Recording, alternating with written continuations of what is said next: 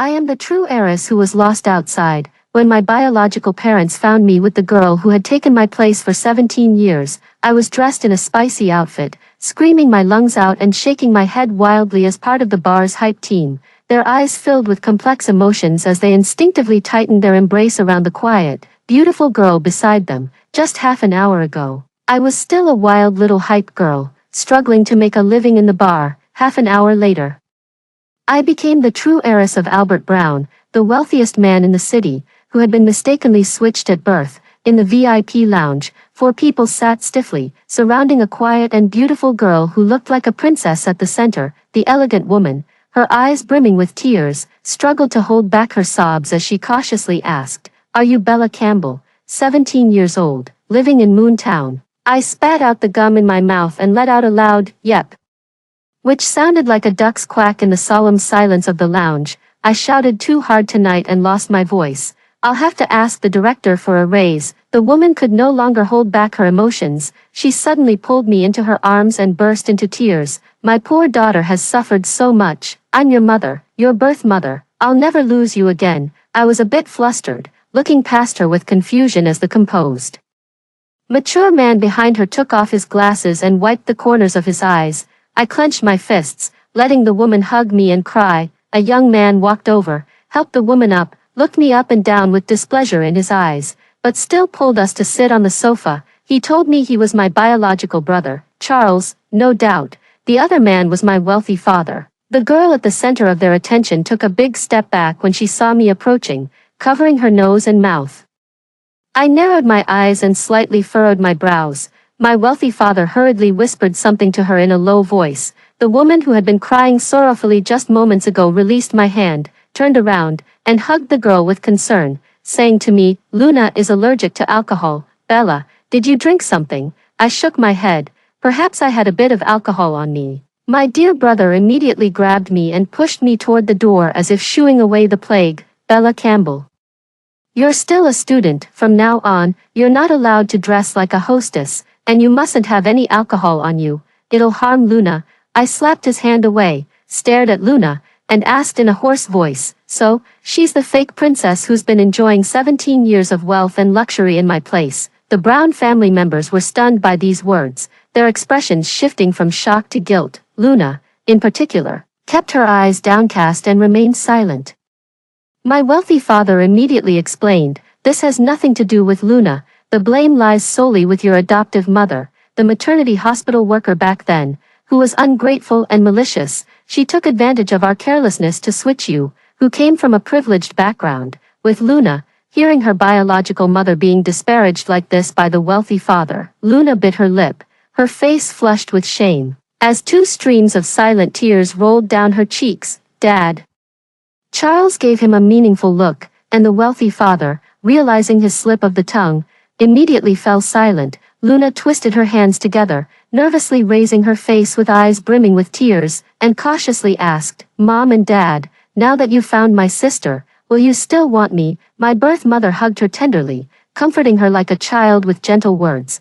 "What nonsense are you talking about? Luna is so well behaved. You'll always be Mom and Dad's little sweetheart.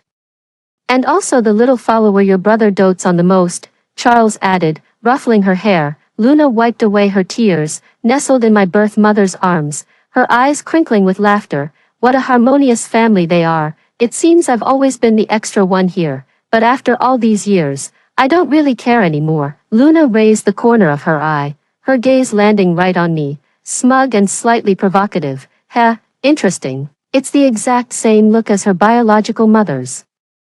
They were about to take me home tonight when the supervisor, who had been lingering by the door watching the drama, came over and handed me a bottle of water. "My golden thigh, the richest man is your dad. Ah, but why do you look so unhappy?" I gulped down several big mouthfuls of water to moisten my parched throat, answering irrelevantly, "Hey, director, can you settle today's wages for me?" The director's eyes widened like copper bells. "You're already the heiress of the richest family, and you still care about these peanuts?" I spread my palm flat and grinned at him with a slight smile. Why shouldn't I take what I rightfully earned? I was about to head to the dressing room when Charles dragged me straight into the van. "This hot girl outfit was borrowed from the DJ girl, and I promised to return it tonight." "Whatever." My throat hurts. I don't feel like explaining. My birth parents and brother surrounded Luna like she was an endangered species.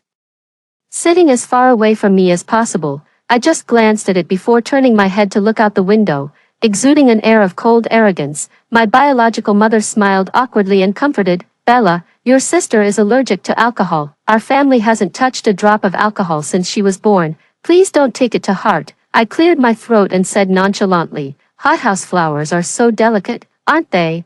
Not like me, growing up like a wild child. Even if I broke my leg, no one would care. The only reasons I've survived till now are my tough fate and sheer luck, having met someone as kind as Grandma Lucy, lucky, found by a wealthy family. Isn't that good? Ah, what a fucking miserable life." I let out a helpless bitter laugh, and everyone fell silent. Luna, who was under special care, spoke up with a choked voice, "Sister Bella, I'm sorry, it's all my fault you've suffered so much." Sobs. "Why are you crying again? Are those two dark holes on her face like springs?" I yanked off the pink wig and roughly tousled my short bob, saying impatiently, "Come on, don't cry like your mother just died. People might think you're the one who suffered. Do you think shedding a few crocodile tears can make up for your mother's 17 years of sins? If you want to apologize, show some sincerity. I won't ask for much. How about you go live with your biological mother for a year, stay with her for a year, and I'll forgive you immediately." Luna immediately stifled her sobs, her body trembling uncontrollably as she clutched my parents' hands and shook her head desperately. My wealthy father helplessly pinched the bridge of his nose. My biological mother patted Luna's back to comfort her. And after a long pause, she finally spoke, "We will spare no effort to make up for what we owe you, Bella, but Luna had nothing to do with the mix-up at birth. We hope you won't take your anger out on her. Luna is gentle by nature, pure-hearted and kind. Her apology to you is absolutely sincere. Could you, for the sake of Mom and Dad, not be angry with her? She will be a good sister to you." I widened my eyes in disbelief. Did I ask to be angry with her? She's the one acting all fake and begging to be scolded. Okay. My biological brother, who had never quite taken a liking to me, took 2 deep breaths, put down the phone he had been fiddling with since getting in the car, and looked at me seriously. "Bella, watch your language. We're all very happy about your return to the family. We can all get along harmoniously, and I believe you can too. From now on, please stop targeting Luna. Okay, also, you should stop going to those chaotic places like nightclubs and bars. Our parents are people of status, and now that you're the heiress of the Brown family, you should act accordingly. Take Luna as an example. Learn painting, play the piano, and attend gatherings with successful people often. It will greatly benefit your future. Luna excels in every aspect. You can always seek her advice whenever you don't understand something." My biological parents nodded along as they listened, smiling at Luna as if she were the pride of the Brown family, and the pride of the Brown family, after just a few compliments, quickly forgot her earlier displeasure. With wide, innocent eyes, she shamelessly lectured me, "Sister, Big Brother only says these things for your own good. Bars are filled with smoke and chaos. They're not places for decent people. If you want to listen to music, I can play the piano for you. The music in bars is just noisy and vulgar. It'll lower your standards." On the surface, the words seem sincere and well-intentioned for my sake, but secretly they're just mocking me for not being a decent person, calling me vulgar too. "You don't really think I'm here to listen to music and dance, do you? Truly, the princess knows nothing of the hardships of the world." I slapped the 130 yuan I just earned onto the armrest of the sofa seat. "If only your mother had shown me a little mercy. A minor like me wouldn't have to work in a place like this in the dead of night." After saying that, I picked up the money and stuffed it back into my pocket, sneering, "This is my living expenses for a whole week. If I don't hide it well, that crazy woman will snatch it away again." Luna's face turned pale, her haughty demeanor completely gone, and everyone fell silent. I curled my lips disdainfully, as if they were the only ones with mouths. I can endure the hardships of life, but I must return every unwarranted humiliation, especially to those white lotuses who shamelessly occupy others' nests without a clue. The Brown family truly lives up to their status as the wealthiest, residing in a 4-story mansion as grand as a palace. But for me, it's just a place to sleep. The housekeeper had already prepared my room in advance. Exhausted, I washed up and immediately fell asleep. I slept straight through until broad daylight. Oh no, I'm going to be late for school. I threw on my school uniform, grabbed my backpack, and flung the door open as I dashed out. With just 2 steps, I leaped down the stairs from the 2nd floor with a flourish, startling the housekeeper so badly she nearly jumped out of her skin. Bella, come have breakfast. I abruptly stopped in my tracks, striking a pose like the ancient Greek statue of the discus thrower. The entire family in the dining room turned to look at me in unison, their expressions indescribable.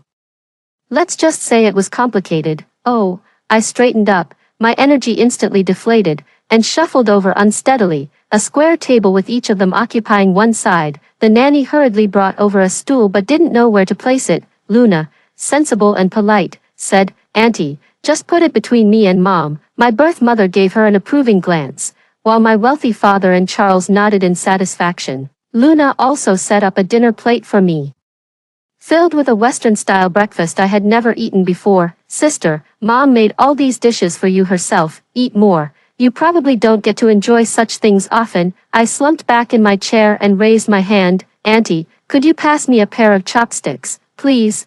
"Thanks." Then I turned to Luna and said, "Yeah, your birth mother was glued to the mahjong table all day, beating and scolding me. I've begged for food, fed pigs, and grew up on the kindness of strangers.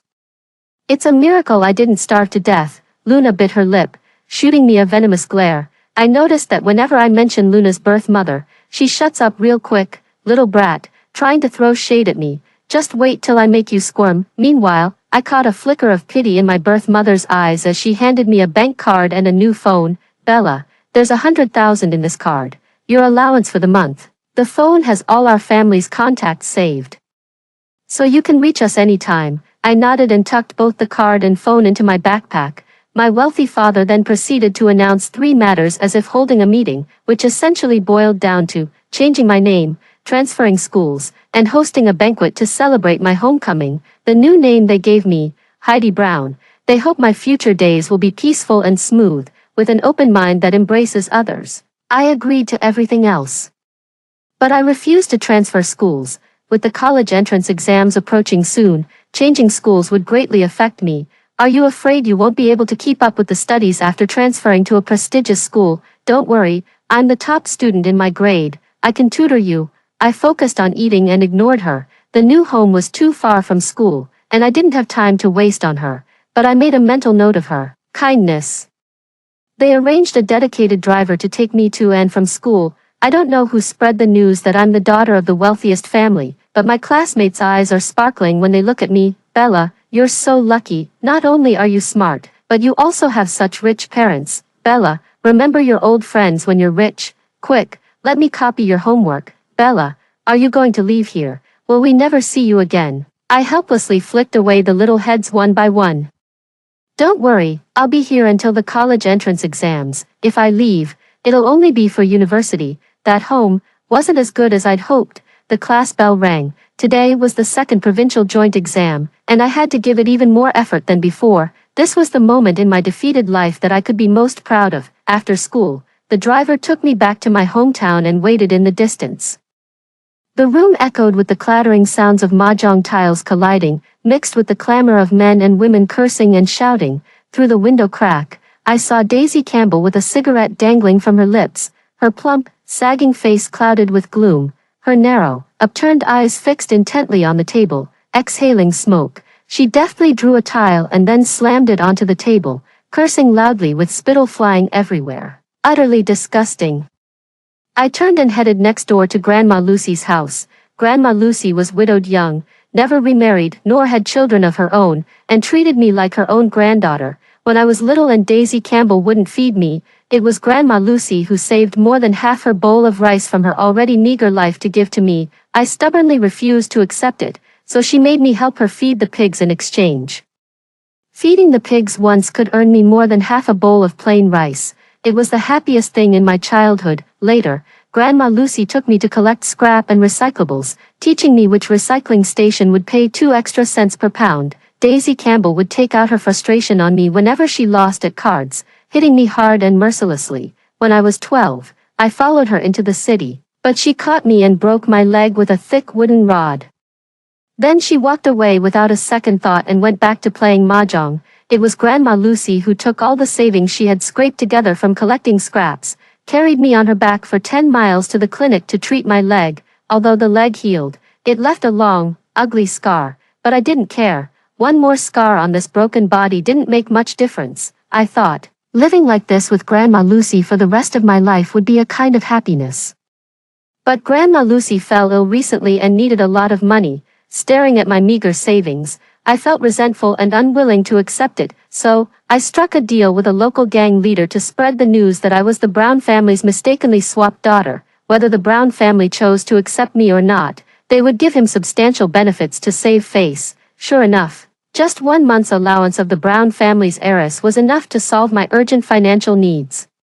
Ignoring Grandma Lucy's objections, I scooped up her emaciated body and carried her toward the driver. I took Grandma Lucy to the hospital and had a nurse help me arrange for a caregiver before returning to the Brown family villa. A grand banquet to celebrate my homecoming was held over the weekend. Apart from the Brown family's relatives and friends, nearly all the prominent figures in the city attended. For a time, the villa was brilliantly lit and bustling with excitement. Luna wore a pristine white haute couture princess dress, chatting merrily with a group of peers her age. On the other hand, chose a black evening gown, wrapping myself up tightly. When my biological mother led me down the spiral staircase, all eyes turned to me. The well-versed socialites couldn't help but praise how strikingly my beauty resembled my mother's. No wonder you're the biological child. The term, biological child, stung Luna deeply, making her feel insecure. All these flatteries used to belong to her. Her gaze turned icy, looking at me as if I were an enemy about to steal all her glory. Our eyes locked in a silent confrontation, neither of us backing down. As soon as she descended the stairs, Luna switched to a meek and obedient expression, gathering her friends around her. Holding my hand, she somewhat humbly introduced me to those wealthy young heirs. The more she lowered her stance, the more those wealthy heirs looked at me with disdain. A girl who had undergone plastic surgery to resemble a Barbie doll chuckled lightly. Luna, is this your country bumpkin sister, dressed so heavily? Isn't she afraid of getting heat rash? The wealthy kids were amused by her remark and burst into laughter as they looked at me. Luna quickly came to my rescue with understanding. Bruce, don't talk about my sister like that. It's her first time attending such a grand banquet. How would she know any better? Oh, that's right. I heard she even fed pigs. Do you think she smells like pig manure? Everyone backed away a meter from me, followed by another round of uproarious laughter. I curled the corner of my lips. Hey, whatever your name is, the plastic-faced girl, who was laughing so hard she nearly toppled over, covered her mouth and looked at me. What? How rude. You really are a country bumpkin from the sticks. I sneered. Your nose is crooked. The plastic surgery enthusiast panicked, hurriedly pressing her nose with her hand to feel it, then took out a mirror to examine it carefully from every angle. When she realized I was teasing her, she flew into a rage and rushed forward to hit me. I rolled my shoulders, tilted my head from side to side, and cracked my knuckles with a series of pops, saying calmly, I didn't say your nose is crooked now, but who knows if it might be later. The plastic surgery face froze in place, not daring to move. Luna stepped in at just the right moment to speak up for me. Don't mind her. My sister grew up in the countryside and has always been wild. She just loves roughhousing and joking around with people. The plastic surgery face clung to Luna's arm again, whining. Luna is so gentle and kind, and her grades are amazing too. She scored 685 in the provincial joint exam, ranking first in the grade and 27th in the province.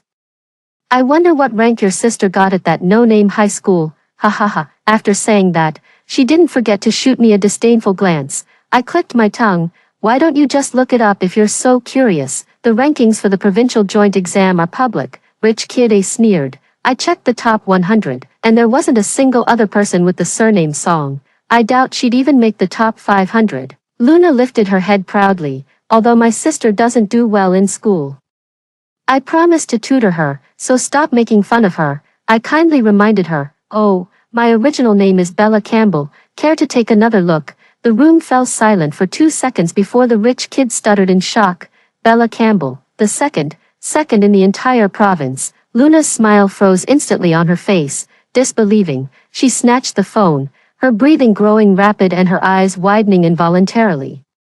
I sneered inwardly. What a bunch of fools with their eyes on the tops of their heads. It took Luna quite a while to calm down, her lips twitching slightly as she forced a laugh. Oh my sister here has been hiding quite the act. Ha ha ha. She then turned to take out a gift box, trying to change the subject, and looked at me with a bright smile. Sister, this is a gift I picked out for you myself. See if you like it. I didn't need to think to know the gift inside wasn't cheap.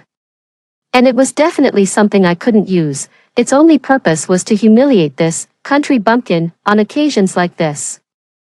So, I didn't take it. I knew Luna's weakness and remembered her last kindness, so I stared at the gift box and politely repaid her. How about giving this gift to your birth mother instead? She could exchange it for money and probably stay at the mahjong parlor for 7 days and 7 nights. Luna's face suddenly flushed red, and tears welled up in her eyes. Sister, I had good intentions. Why are you treating me like this? I raised an eyebrow. Good intentions? How could she even say that with a straight face? Whatever I want, Mom and Dad will naturally give it to me. Your good intentions should be directed at being filial to your birth mother. After all, she schemed so hard to secure this life of luxury for you. Don't be an ungrateful wretch. Now, left with birth mom, and right with birth mom, Luna was so embarrassed she wished she could find a hole to crawl into. A tall, burly guy looked at Luna with heartache in his eyes, stood up, grabbed my collar, and glared down at me. You'd better apologize to Luna, even if you're Uncle Brown's daughter. I won't go easy on you, big guy. You're in such a hurry to defend Luna. Do you have a crush on her? What do you like about her? Her top-notch tea-making skills. Should I go tell my parents and arrange a match for you too? Right now, they'll agree to anything I say. Luna's eyes were wide with fury. Heidi Brown, that's enough. What nonsense are you spouting? I shrugged. With that level of intelligence, did she really think she could compete with me? I pried open the big guy's fingers one by one and said nonchalantly, see, she doesn't agree. Humiliated and enraged, the big guy grabbed my sleeve and shoved me away with such force that the impractical high-end gown's sleeve tore right off. I stumbled backwards several steps, knocking over a row of wine tables, sending crystal glasses filled with various juices and drinks crashing to the ground in a cacophony of shattering glass.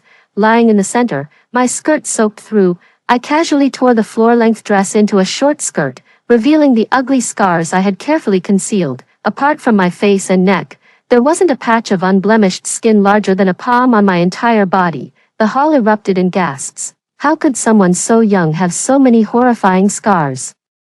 I raised an eyebrow at Luna and smirked triumphantly. My birth mother was the first to break down, tears streaming as she pulled me into her arms. My daughter, how much suffering have you endured? Woo-woo. A flicker of astonishment flashed in Charles's eyes. While my wealthy father's frown was deep enough to crush a mosquito, I patted my biological mother on the back and handed her over to Charles. I didn't want to bring this up originally, but since things have escalated to this point, I'll take advantage of today's banquet to ask Mom and Dad for one thing. I hope you'll sue Daisy Campbell. All these injuries on me are evidence. Moreover, I can recount the origin of every single scar. This one, Daisy Campbell hit me with an ashtray after losing at cards. This large patch, Daisy Campbell set her dog on me. This one on my leg that took 18 stitches. Daisy Campbell broke my leg with a wooden stick. And this one here.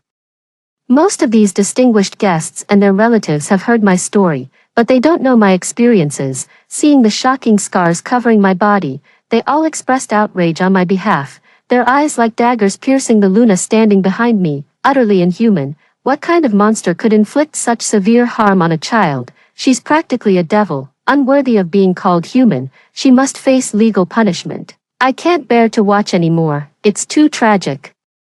I don't know how this little girl managed to survive.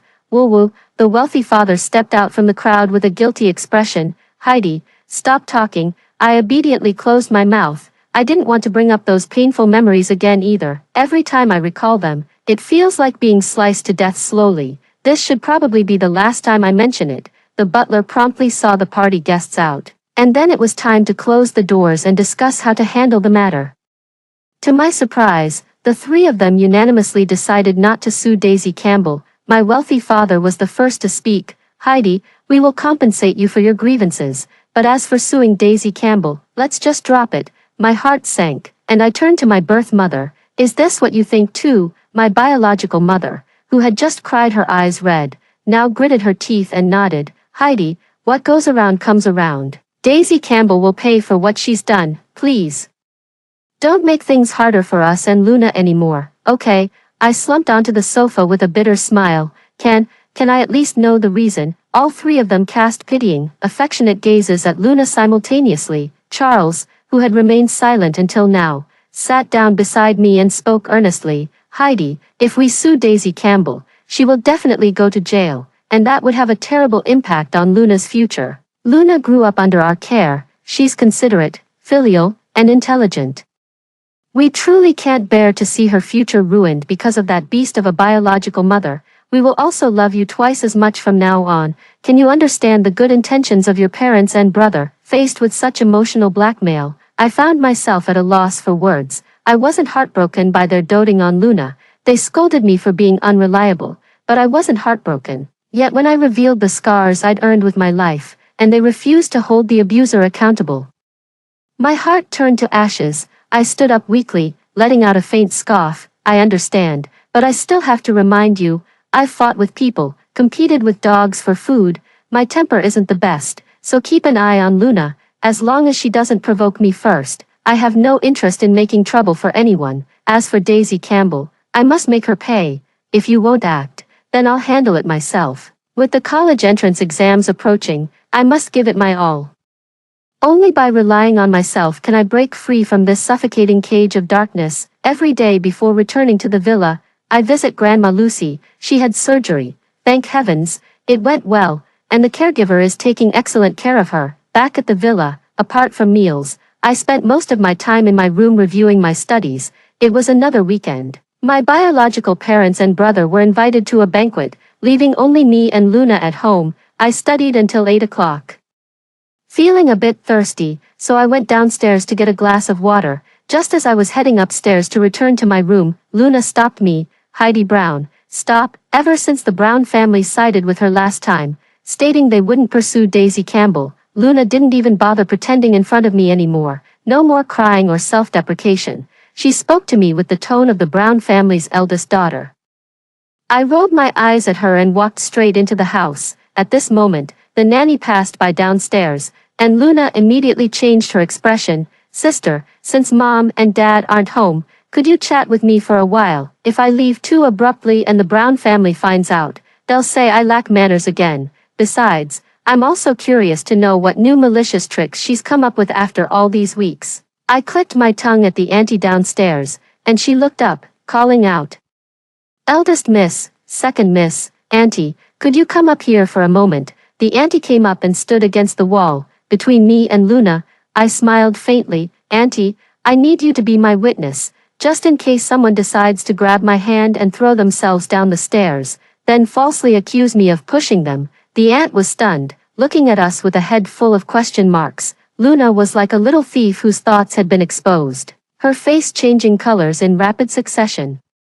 I scoffed. "All right, what do you want to talk about? Go ahead." Luna glared at the nanny in annoyance. "Auntie, step back and keep watch. I need to have a few private words with my sister." Auntie only moved a bit further away after seeing me nod. Luna flashed a triumphant smile. "Sis, which school are you aiming for? I'd better steer clear in advance. Definitely won't go to the same one as you, don't worry. The school I'm attending is out of your league." Luna's face darkened, her tone icy and haughty. "Heidi Brown, what's so great about having good grades? It's not like your parents love you anyway, and to think you're their biological daughter, you're not even as carefree as me, the one they mistakenly brought home." She successfully provoked me, and I glared at her through gritted teeth. Seizing the moment, Luna added, "Heidi Brown, I'll tell you one more thing, but you mustn't tell Mom, okay?" Seeing me speechless with anger, she was utterly pleased with herself. "Actually, Dad has known about your existence all along. He just didn't want to acknowledge you. Do you know why?" I gritted my teeth. "What did you say?" "Because he knew that living in such an environment, you've already rotted to the core. Even if you were brought back, you couldn't be fixed, so it's better to just give up on you." Every word struck right at my heart, and I was so furious that I picked up my cup and splashed water in her face. She lowered her head, then raised her eyes with a sinister smile, sending a chill down my spine. "My dear sister, you've fallen right into my trap." With that, she collapsed to the ground, covering her face and rolling around while screaming incessantly, my face, help, help, sister, why did you splash wine on me? You know I'm allergic to alcohol. Call an ambulance, call an ambulance. At that moment, the Brown family members attending the banquet entered together, just in time to witness everything. Charles immediately rushed over in a few strides and picked up Luna, her hands loosened, revealing a face covered in red rashes. The wealthy father rushed over and scolded the nanny, demanding to know what had happened. The nanny didn't know what we had said, only that I had splashed water in Luna's face. The wealthy father snatched my cup, sniffed it, and immediately glared at me. Why is there alcohol in the cup? Before I could explain, he raised his hand and slapped me hard, shattering the glass, and shattering my heart along with it. My head snapped to the side, the taste of blood lingering on my tongue. He roared at me in fury, "You're truly rotten to the core. I never should have brought you back." It took me 2 seconds to react. What Luna had just said was actually true. My birth mother was crying her heart out, even more devastated than the day she saw the wounds on my body. Heidi Brown, how could you be so cruel? Did you learn nothing of the upbringing we gave you, only inheriting Daisy Campbell's viciousness? Charles glared at me with such hatred, as if he wished he could stab me, then gritted his teeth and carried Luna to the hospital. The once noisy mansion instantly fell into an eerie silence, so the glass had been tampered with after all. Watching the farce come to an end, I suppressed my anger and smiled silently.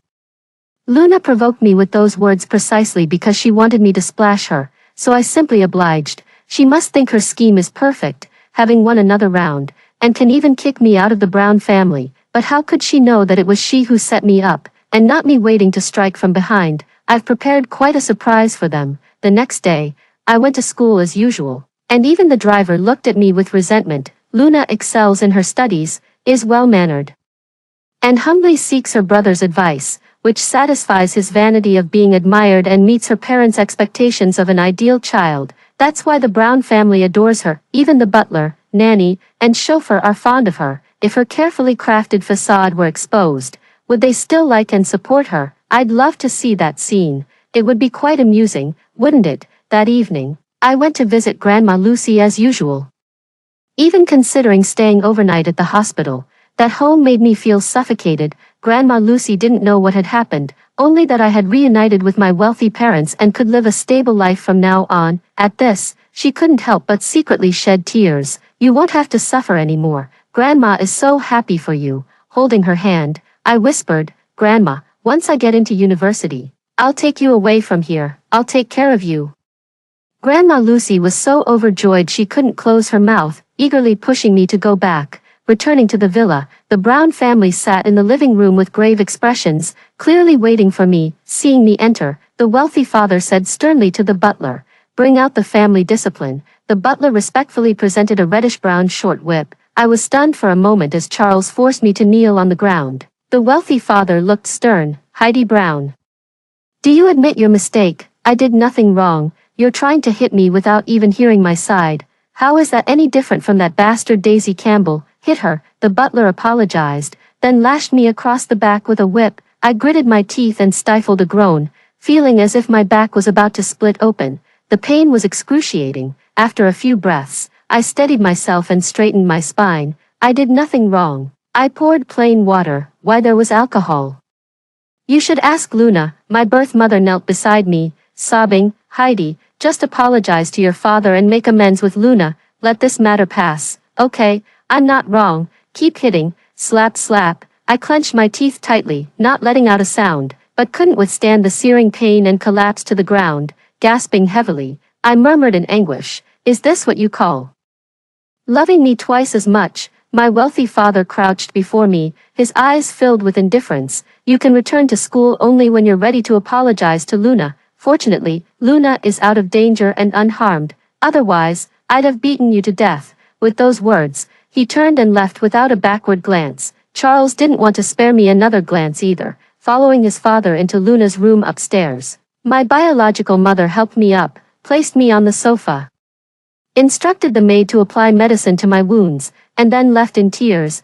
I had originally planned to give them a surprise after the college entrance exams, but clearly, they couldn't wait any longer. I sat on the sofa all night. The Brown family members helped Luna downstairs for breakfast. treating me as if I didn't exist. I shuffled dejectedly to the dining table and said to my wealthy father, "Dad, I know I was wrong." My wealthy father still wore a cold expression. "You should apologize to Luna, I know, and I've come to realize that if I'm going to apologize, I should do it sincerely. I want to hold a press conference in your name to properly apologize to my sister Luna and praise her for being magnanimous and forgiving despite our past conflicts. At the same time, I'll make a public commitment to get along harmoniously with my sister and everyone else from now on." I spoke with utmost sincerity, almost moved by my own words. The wealthy father looked at me in surprise, nodding only after a long pause. The return of the Brown family's heiress to her roots is a significant event. So far, only those who attended the last banquet know about it. We should hold a press conference to announce it to the public, which would also greatly benefit the company's reputation. My birth mother pulled me to sit down, smiling warmly and saying, "That's my good girl." Luna gave me a provocative glance, flashing a triumphant smile. At Luna's insistence, the press conference was held the day after she recovered. At this point, there were only 10 days left until the college entrance exams. That day, reporters big and small, along with attention-seeking influencers, packed the conference room. The meeting was chaired by Charles, with my biological parents sitting in the audience. Beaming with smiles, Luna sat on the stage, smiling and waving to the reporters. Striking various poses for photos, I stood beside her, expressionless.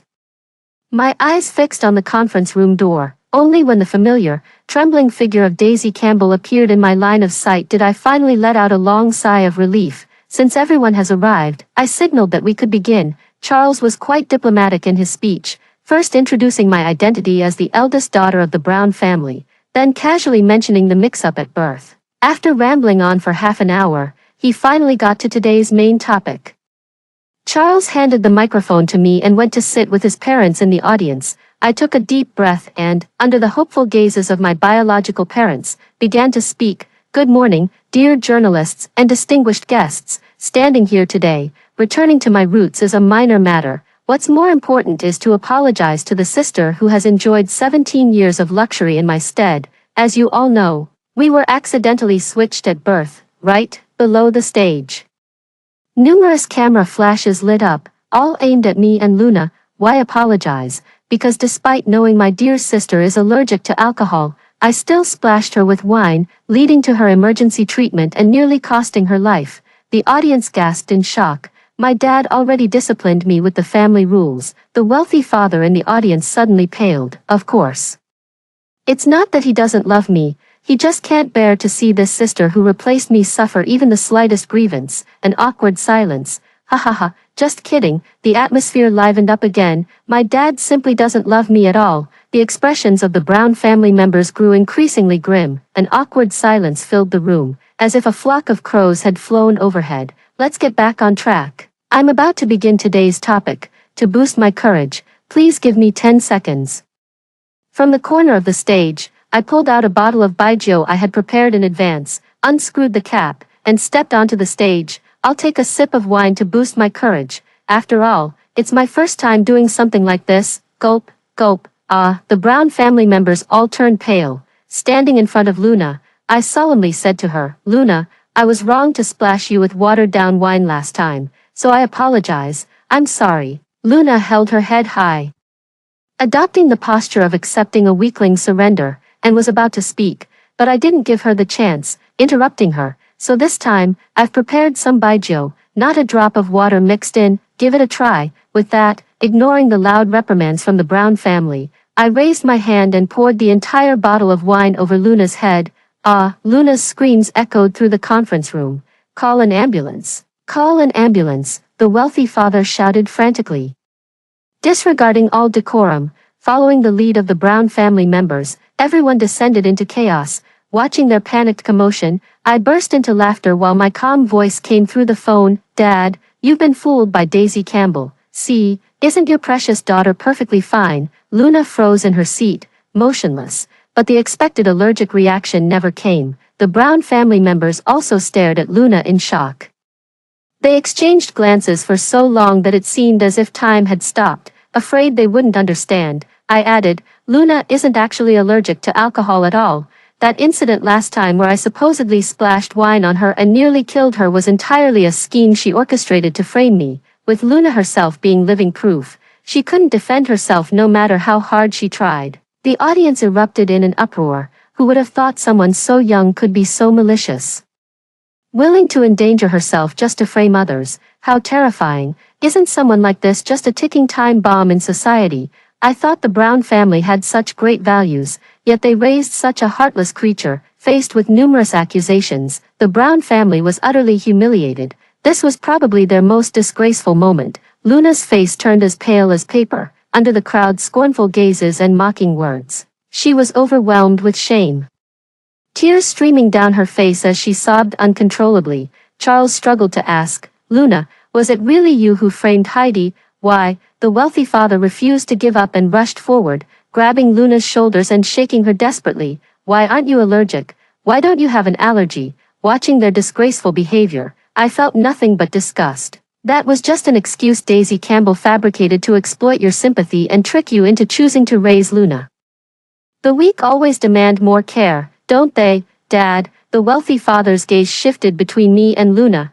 Then suddenly he went mad and shouted, "Liar, liar, you're all liars." Luna trembled all over, sobbing softly, "No, it's not like this. It's not like this." My biological mother finally sensed something was wrong and looked at me with fearful eyes. "Heidi, what do you mean, Albert Brown? You've seen Daisy Campbell again since then, haven't you?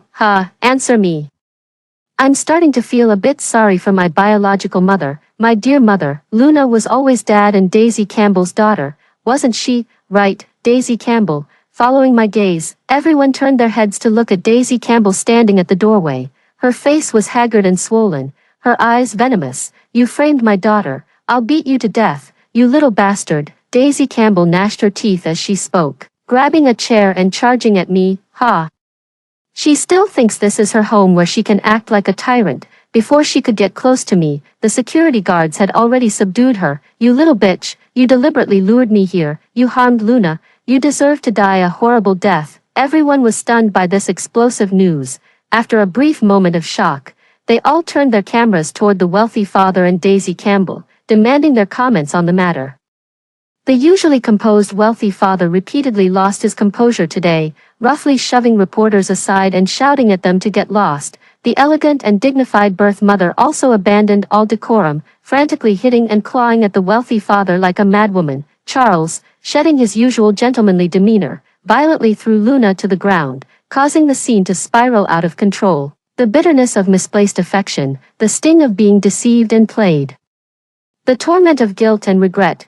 None of it feels good, does it? I despise each and every one of them equally. With the two parties involved unable to provide any clear answers, the reporters turned their questions toward me. So, while they were fighting fiercely, I told the reporters a story. From the time I can remember, Daisy Campbell would go to the city every year, and each time she returned, she would beat me severely, forbidding me to call her Mom. I didn't understand why back then. But now I do. She must have seen her own daughter, Luna, getting close to my biological mother, and it made her jealous and resentful. When I was 12, I followed her to the city and saw her holding a little girl's hand, smiling with tenderness and affection. That's when I realized she wasn't always so cruel, just cruel to me. There was a man standing beside her, her wealthy father in his younger days. Daisy Campbell told him that she had raised me well and there was nothing to worry about.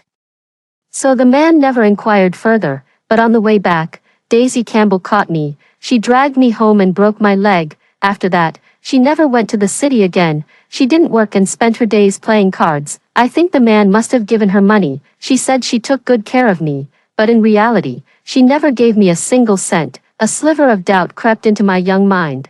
This woman might not be my mother, and that man might be my father. I worked hard collecting scrap, recycling waste, washing dishes, and saving every penny to secretly get a paternity test. The moment I got the results, I was overjoyed. Daisy Campbell, she really wasn't my mother. A mother would never abuse her own child. As for why Daisy Campbell became pregnant with my father's child, I really don't know. I finished recounting my experience nonchalantly, only to look up and see several journalists wiping away tears.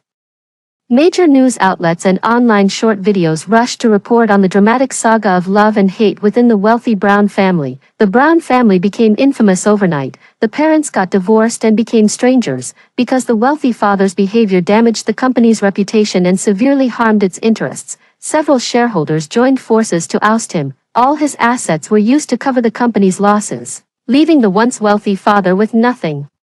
The poor father's temperament changed drastically, becoming extremely irritable. When he took Luna away from the villa, he would frequently beat and kick her, calling her a jinx. Daisy Campbell was sued by my biological mother and will likely never touch mahjong again in her lifetime, which is worse than killing her. Later, I successfully got into my dream university. Luna didn't even take the college entrance exam. I moved out of the villa and found a quiet neighborhood to live in with Grandma Lucy. Before school started, my biological mother and brother found me, apologized several times, and invited me to come home, but I refused each time. A shattered crystal glass can never be restored, and neither can a broken heart. My mother wept endlessly, knowing she could never make it up to me, and simply kept transferring money to my bank account. I accepted it with a clear conscience. And apart from normal expenses, I didn't squander it. Once I graduate and find a job, I'll return this last tie between us to her. From then on, we owe each other nothing. On the first day of school, I happily headed to the train station with Grandma Lucy and my few belongings, ready to embrace my new life. Keep going, and the future is promising. I believe I will get better and better. After hearing the first story above, what are your thoughts? Feel free to share your opinions in the comments section. Next, there is another similar story. Let's continue to see. I am the mute true heiress who was recognized and brought back to the wealthy family. The fake heiress bullied me for not being able to speak and even framed me for pushing her down the stairs in front of the young master of the capital's elite circle. Frantically, I used sign language to defend myself to the young master, yet he remained cold and silent. His brows furrowed with unmistakable impatience. His accomplices burst into laughter. Look at this mute waving her hands around. How stupid. The next moment, I grabbed the crown prince by the collar and yanked him up from his chair. Though I can't speak, I sure know how to throw a punch. What are you doing? Qin Duchuan was suddenly grabbed by me, his peach blossom eyes flashing with anger. His knuckles clearly defined as he tightly gripped my wrist. His so-called friends even started jeering.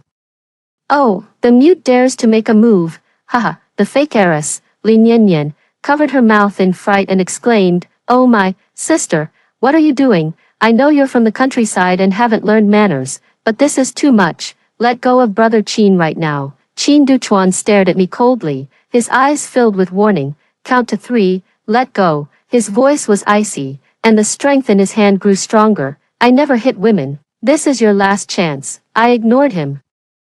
I grabbed his collar tightly and refused to let go, dragging him toward the stairs. Crazy woman. Qin Duchuan narrowed his eyes, his grip suddenly tightening. I didn't flinch, my step steady as a rock, my hold on his collar unyielding. Qin Duchuan froze. The surrounding crowd, unaware of the situation, continued their noisy chatter. Ha, young Master Qin, what are you doing? Still holding her hand.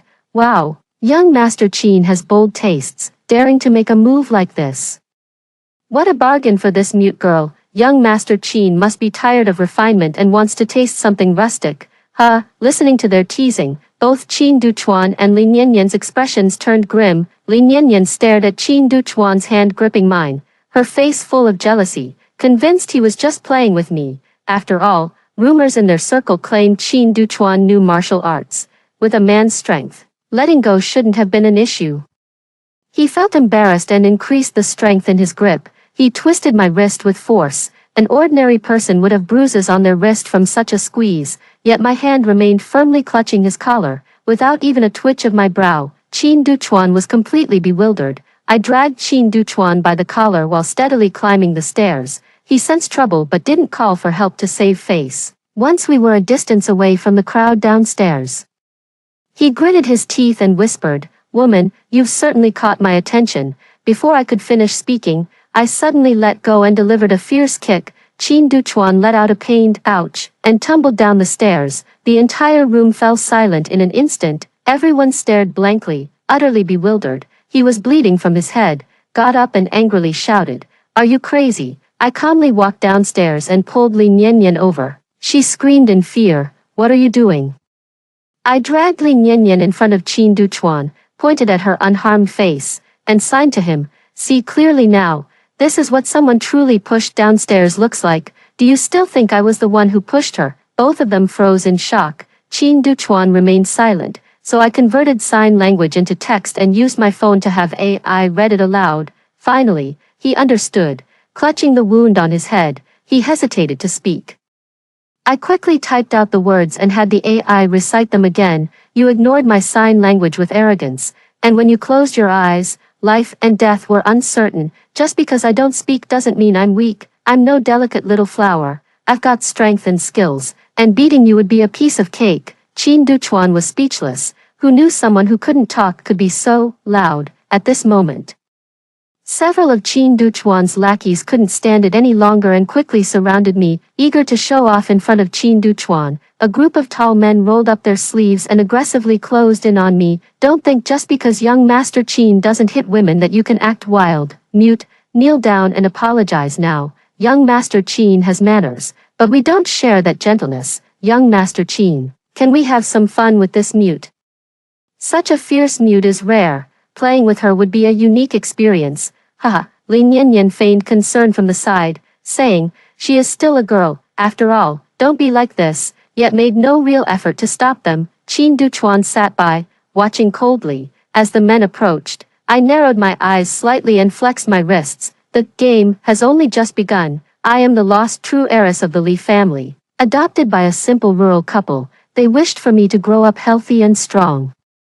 Naming me Su Dali, though not wealthy, my adoptive parents cherished me as their own life. I was born mute, which made them even more cautious, fearing I might be bullied. My mother had a master teach me martial arts from a young age. As the saying goes, when God closes a door, he opens a window. I don't believe in God, but I do have a natural talent for martial arts. Probably the name carried some magic. At 15, I could devour over 30 buns in one go and punch through the big willow tree by the gate. At 16, while swimming in the sea, I encountered a shark. With a casual kick, I flipped it belly up. At 17, I sneaked into the mountains, played with bear cubs, and even wrestled with their mother, having the time of my life.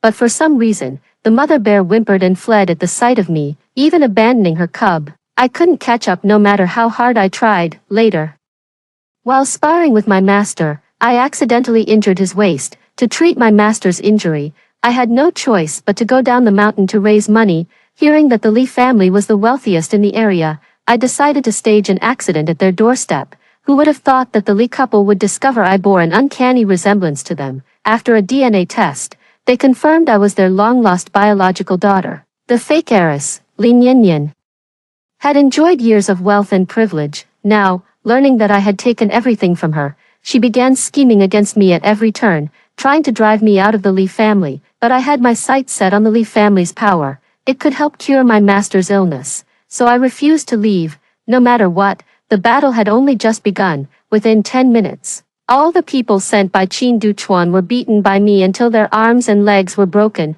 Screaming incessantly, the more I fought, the more excited I became. While jumping around to warm up, I typed on my phone and had the AI read aloud. Who else? I scanned the crowd, and whoever met my gaze immediately retreated in fear. At that moment, my sign language interpreter, Suehua, the elder sister I grew up with in the village, rushed over and hurriedly pulled me aside to check on me. Someone stopped me at the banquet entrance just now and wouldn't let me in no matter what. I barely managed to sneak in.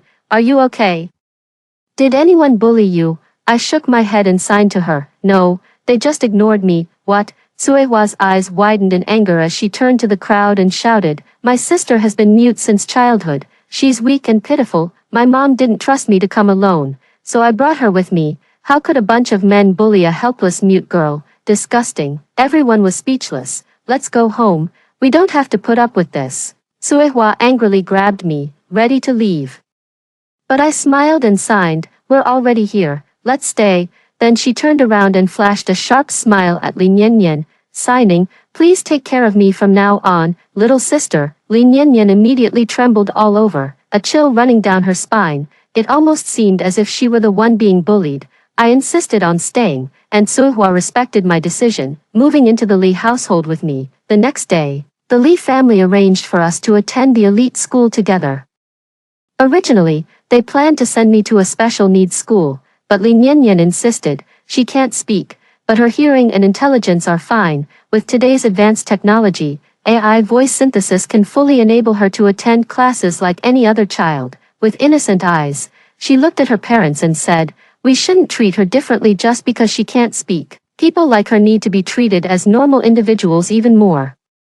The Lee parents found her reasoning convincing, nodded in agreement, and even praised Lee Nyenyen for her thoughtfulness and consideration. Little did they know, this was precisely Lee Nyenyen's scheme. Along the way, she appeared kind on the surface, but her eyes betrayed her calculations. Sure enough, upon arriving at school, after she introduced me as her sister, the surrounding classmates immediately showed contempt. Lee Nyenyen smiled triumphantly. The students at this elite school all come from wealthy or privileged families, though superficially polite. They harbor deep contempt for those from lower social strata. I wore the same school uniform as her, but my long years of rural life left me with dark, rough skin and a strong rustic air. These became the reasons they mocked me. Moreover, these second-generation rich kids all had powerful family backing. If I had acted out at the banquet like that, I would have fallen right into Lee Nyenyen's trap. She wanted me to cause trouble at school, prompting the other parents to confront the Lee family, disappointing my parents, and getting me kicked out, all while she fanned the flames. If I didn't fight back, she would use these rich kids to keep bullying me until I left on my own. In high society, torment rarely requires bloodshed. A triumphant expression appeared on Lee Nyenyen's face. Sure enough, a classmate was the first to mock me. She walked up to me, waved her hand disdainfully near her nose, and asked sarcastically, "Nyenyen, is this really your sister? You look nothing alike. She's ugly and has a weird smell." Once she started, the other rich kids joined in attacking me. How can her skin be so rough? It's so dark. Must be a failed tanning attempt, right? Look at her hair. So many split ends, naturally curly, so messy, so disgusting. She has to wear an extra-large school uniform. Isn't she going to lose weight being this fat? Malicious words came from all directions, but I just sat quietly, completely ignoring them. Their childish attacks don't warrant a response. Seeing my indifference, a female classmate grew even bolder and slapped me across the face. "Hey, I'm talking to you, no manners." Not gonna respond. She was wearing a large diamond ring with sharp edges, which left a cut on my face. I frowned and looked up at her. The other person was startled by the aura I was emitting, their expression changing slightly. Lee Nyenyen's eyes immediately lit up. She was the heiress of the Tao group. Tao Ran, the Tao group is as large as the Lee family, a listed giant. If I make an enemy of her, I'll be in real trouble. "Oh, you still dare to glare at me." Tao Ran was stunned for a moment but quickly snapped back to reality, pointing at me with full arrogance. "Do you know who my father is? My dad is. Hey, what are you doing?" I calmly raised my hand and pinched the pigeon egg-sized diamond ring on her finger. With just a snap, the diamond shattered under my bare hands. The entire room fell silent in an instant. Everyone knows full well that a real diamond would never break so easily. If a girl can snap it in half with her bare hands, it's definitely a fake. At best, it's just glass or plastic. The attention shifted from me, and Taoran instantly became the center of attention. Everyone's eyes were filled with suspicion. Did Taoran bring a fake diamond to school? Has his family gone bankrupt? Taoran was stunned. She opened her mouth, staring blankly at the diamond ring shattered into 3 pieces on the table. "Let me compensate," she muttered in her heart. It must be a fake diamond. Anger surged within her, yet she didn't know how to vent it. After a 3-second disconnection, she quickly pulled out her phone and dialed a number. "Hello, Aunt Zhang. What have you done? Saying you didn't switch the ring is a lie. I'll go back and call the police." As the call ended, she looked up to find everyone tactfully avoiding her gaze, sparing her the embarrassment. "Why are you all making that face?" Tao Ran grew even more embarrassed and indignant. "It's true, I didn't know it had been swapped. How could I possibly bring a fake one?" We believe you, Tao Ran." The girl beside her awkwardly smiled and patted her shoulder, seeming to understand the situation. "Forget it." Tao Ran's face darkened with anger as she turned and sat down abruptly, slamming her book on the table. I watched coldly, a faint smile playing at the corner of my lips. I had intended to scare her, but the situation took an unexpected turn. "Forget it," It was unexpectedly resolved perfectly. Then, I glanced at Li Nianyan and provocatively winked. Little one, what else have you got? Li Nianyan was left speechless. Oh, sister, the weather is so nice today.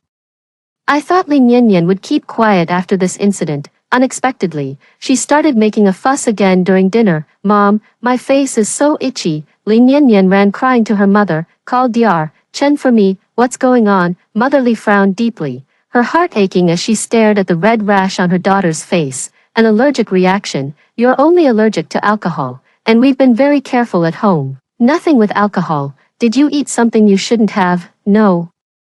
Li Nianyan's eyes were slightly red as she stole a glance at me. When I went home with my sister, she said my face was dirty and wiped it with a wet wipe. This one, she pulled out a wet wipe, Motherly sniffed it, and her expression changed abruptly. This is an alcohol wipe. She glared at me angrily. Lily, didn't I tell you, Nianyan is allergic to alcohol. You must never use anything containing alcohol on her. How could you be so careless? Mom, don't blame sister.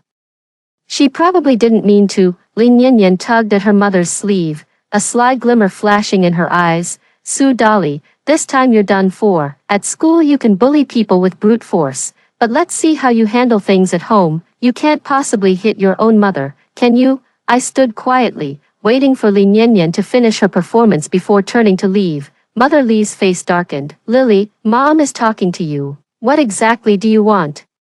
Li Nianyan beamed with joy and gently persuaded, Mom, don't blame sister. Maybe she doesn't like me, but I'll try my best to make her like me. Motherly was furious and shouted at me, Lily, stop, go back and apologize to your sister. I ignored her and kept walking. Li's mother's face grew increasingly grim, while Li Nianyan couldn't help but curl her lips into a smile. Finally, Li's mother rushed over, grabbed my arm, and scolded me sternly, Lily, it's one thing for you to treat me this way, but how can you treat your sister like this? The baby mix-up wasn't her fault. I sighed, turned to Li's mother, and typed on my phone, using AI to read aloud. I'm going to find something, Li's mother asked in confusion. What thing? At this moment, Sister Tsuehua hurried downstairs, shouting, coming, coming. I looked at Sister Tsuehua and nodded with a smile. This is it, Auntie.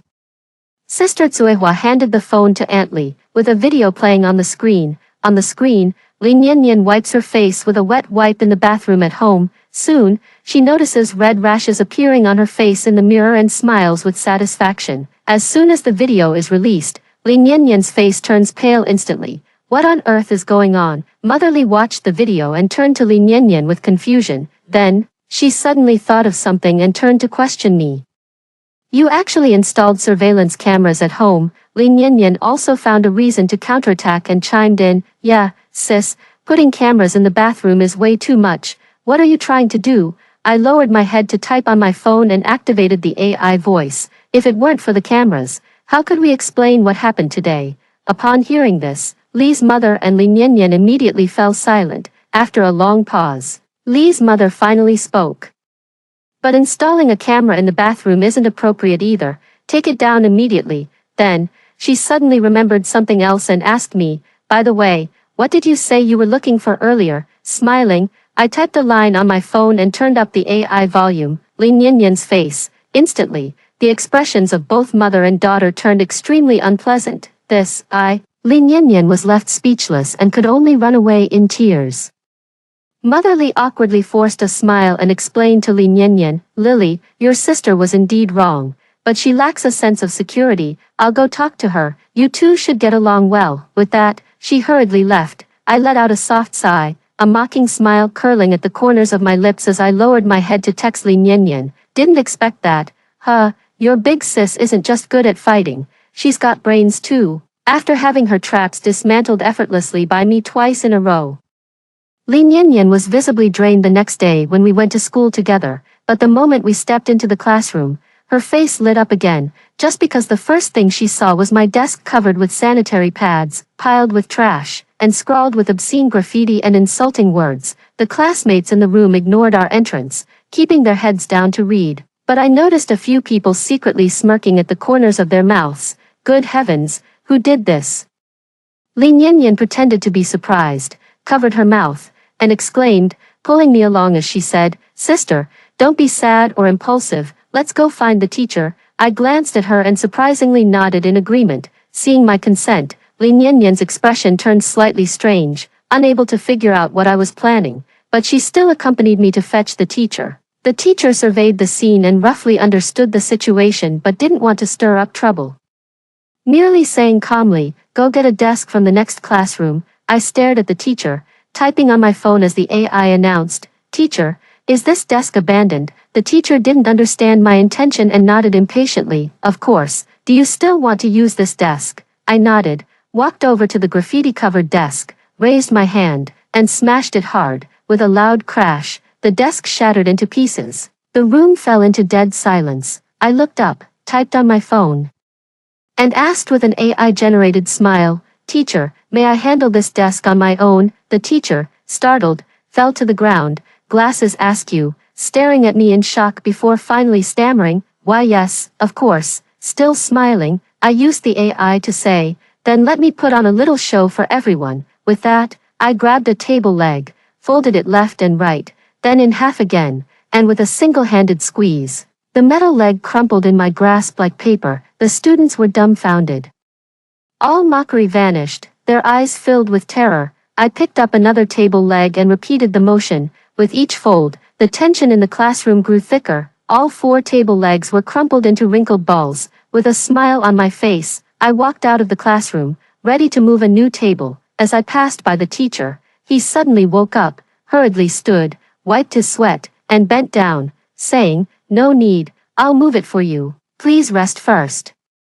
I nodded with a smile and thanked him in sign language. While the teacher was away from the classroom, I turned around and made a throat-slitting gesture to my classmates. Everyone immediately understood, their faces growing even more terrified. After a long pause, one person tremblingly pointed at Tao Ran. "She's the one who broke your desk." I tried to stop her, but she insisted. "What did you say?" Tao Ran glared at the person and shouted, "Do you not want to continue studying here anymore?"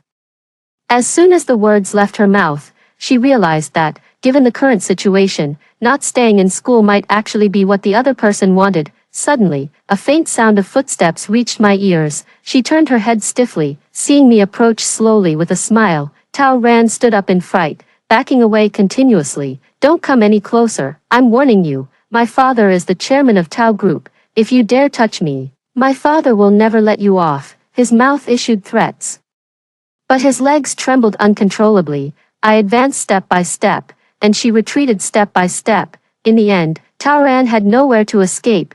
Her back against the wall, she watched me approach step by step, her face revealing unprecedented vulnerability for the first time. "No, I can give you money, we can talk this out." Before she could finish speaking, I suddenly swung my arm and punched the wall beside her. With a thunderous crash, the wall shattered into a gaping hole. Her pupils contracted sharply, her face turned deathly pale, and her body slumped weakly against the wall. After a long while, she covered her face and began to sob uncontrollably. From then on, I became famous overnight, and no one in the class dared to yell at me again. Lin Yanyan has been quiet these days, as if sensing a threat to her life. But during dinner, I noticed the atmosphere was off again. I stared at the rice in my bowl, my hand frozen mid-air. Motherly asked with concern, "Lily, why aren't you eating? Doesn't it suit your taste?" I shook my head and made a few hand gestures. Sister Tsuehua frowned and blurted out, "My sister says there's poison in the food." "What?" Mother Li's face changed instantly, but she couldn't quite believe it. "Aunt Lu made this. How could there be poison?" I turned to look at her and typed on my phone, "Then you eat it." Mother hesitated immediately, her gaze sweeping toward Nanny Lu. Nanny Lu's eyes welled up with tears as she said plaintively, "Madam, perhaps the dishes I made don't suit the young lady's taste. I'll go and make them again." Just as she was about to take the food away, I grabbed her wrist. Without a word, I picked up a piece of meat from my plate and held it to her lips. Nanny Lu immediately turned pale, understanding my implication. I'm allergic to pork. I can't eat it. "Miss, please don't make this difficult for me." She lowered her head, her eyes evasive. I smiled and offered her a piece of greens instead. Aunt Lu grew even more nervous, beads of sweat forming on her forehead. "I'll go remake it." I stood up, grabbed her chin, and reached out to force the dish into her mouth. "Ugh, no." She struggled desperately, but she was no match for me. Just as the greens were about to reach her lips, she suddenly collapsed to her knees, weeping uncontrollably. It was me. I'm sorry, madam, I'm sorry, miss, I poisoned the food, Motherly angrily demanded. Why would you do such a thing? Nanny Lou looked up, her eyes filled with envy. I was jealous of the young miss. We both came from humble beginnings. Why could she rise to greatness while I could only serve her? Motherly was shocked. You poisoned for this reason. You've been with our family for over a decade. How could you be such a person? Nanny Lou remained silent, tears streaming uncontrollably. In the end, Motherly reported the incident to the police. Attempted murder carries a sentence of 3 to 10 years. When I saw off Aunt Lou, she still didn't understand how I had discovered the poison in the food. Actually, I grew up in the mountains, where my master taught me martial arts as well as knowledge of traditional Chinese medicine. I have a keen sense of smell and can detect even the slightest unusual odor. This time, it was thanks to this ability, or I would have been done for. At this thought, I sighed softly, my expression turning grave. Things were no longer child's play, real danger had begun. My premonition was indeed correct. After a period of calm, one day as I was walking home alone, I felt someone following me. I'm not afraid, but today I feel inexplicably nervous inside. My intuition keeps urging, run. I frown and walk quickly, trying to avoid the other person, but his tracking skills are so adept that I can't shake him off no matter what. A dangerous presence was gradually approaching. I've never felt so terrified before. Every hair stood on end, with only one scream echoing in my mind. Run. Not even when I fought the bear was I this tense. I frowned and started jogging. He also sped up to keep pace. I sprinted, turned around, ready to throw a sudden punch, only to collide head-on with a dark figure. Put your hands up, little girl. He was wearing a mask, sunglasses, and a hat, shrouded in shadows, exuding a menacing aura. Clearly a professional hitman. Helpless, I had no choice but to comply, slowly raising my hands. It's remote here, but still within the city limits. Firing a gun would definitely cause a commotion. Clearly, he didn't intend to finish me off on the spot. He pressed the gun against my back, forcing me to walk toward a designated location. I slowed my pace while desperately trying to think of a way to escape. With a gun pressed against me, even the most capable person would find it hard to break free. I tried to distract him, but he paid no attention, only pressing the gun but hard against my back, forcing me forward. The murderous aura around him grew stronger, signaling that we were getting closer to the target. What should I do? Cold sweat beaded on my forehead as my heart pounded rapidly, as the destination drew near. I clenched my teeth, mustered my courage, and suddenly elbowed backward with full force. With a thud, excruciating pain shot through my waist, and my body instantly went limp. Before collapsing, I vaguely thought, so this is what being shot feels like. Though I was shot, my elbow strike also knocked him down. He lay on the ground, clutching his head, trying to get up but unable to move. His confusion was clearly written on his face. How could an elbow strike be so effective? I clutched the gunshot wound on my lower back, gritted my teeth, and forced myself to stand up before walking over to kick him hard. This time, he collapsed completely, limp and powerless. Just as I let out a sigh of relief, a chill ran down my spine. Without time to think, I quickly dropped to the ground. A bullet whizzed past my scalp. I lay on the ground, cursing inwardly. They really overestimated me. They actually hired 2 assassins. I mustered all my strength to find cover and hide. I pulled out my phone and sent a desperate message to Sister Tsuehua. Someone's trying to kill me. Call the police, quick. After doing all this, I leaned against the cover, tightly clutching my wound, gasping for breath. Now, it's a matter of whose fate is stronger. Fortunately, the police arrived before the killer. Perhaps the sniper was at a long distance, and with me hiding well, the police got there first. My adoptive parents in the countryside and my master, upon hearing about my near assassination, stormed straight to the Lee family in anger. My poor daughter, my foster mother burst into tears upon seeing me, embracing me and sobbing, "You heartless monsters, my daughter has been mute since childhood, weak and helpless. Finding her birth parents should have brought her happiness, yet you actually dared to harm her like this." The master slapped his waist, glaring angrily. "This matter must be settled today, or I won't let you off." The Lee couple grew impatient and retorted, "What are you talking about? Lily is also our daughter. How could we not fight for her? Sister Tsuhua sneered. Humph, that's debatable. What do you mean? The Li couple frowned deeply. Exactly what it sounds like. Sister Tsuhua tossed out a stack of documents, pointing coldly. This is what I've uncovered. See for yourselves who the mastermind is. The Li couple, half doubting, flipped through the files, and their expressions changed abruptly. Impossible, Mrs. Li exclaimed in shock. How could Nian do such a thing? You must be mistaken, or someone is framing her. How is that possible? Sister Tsuhua retorted mercilessly. Do you think your Nian is a saint? Remember when she splashed alcohol on my sister's face? Mother Li was left speechless and hurriedly defended. That was just a momentary lapse of judgment for Nian. How could she possibly kill someone? Are you stupid, or do you think I am? Sister Tsuhua snapped angrily. Why couldn't she? After the paternity test revealed she was a fake, the inheritance wouldn't go to her. With so much of the Li family's wealth at stake, would she be willing to give it up? All the evidence of motive is right here.